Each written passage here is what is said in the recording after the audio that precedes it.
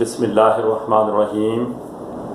خیبر پختونخوا شانگلہ سے group member قاری رحمت اللہ بھائی صاحب نے یہ بات پوچھی ہے کہ ایک نوجوان نے اس کے والد کا انتقال ہوا اور نماز جنازہ پڑھائی، تو نماز جنازہ پڑھانے میں اس نے جو ہے پہلی دوسری تیسری تکبیر کہی، تیسری تکبیر تک پڑھا دیا، لیکن جب چوتھی تکبیر کی باری آئی تو وہ اس نے چوتھی تکبیر نہ دی اور سلام پھیر دیا۔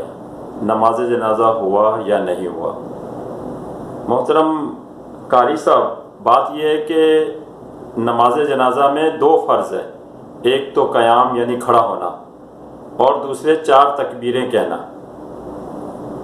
تو اب بصورت مسئلہ قیام کھڑا ہونے کا فرض ادا ہو گیا، لیکن چونکہ اس نے جو ہے یعنی کہ 3 تکبیریں کہیں، چوتھی تکبیر کی نوبت نہیں آئی تو نماز جنازہ درست نہیں ہوئی۔ اگر وہ چوتھی تکبیر بھی کہہ دیتا تو نماز جنازہ درست ہو جاتی۔ مسئلہ میں نے بیان کر دیا، باقی واللہ اعلم۔ السلام علیکم ورحمۃ اللہ۔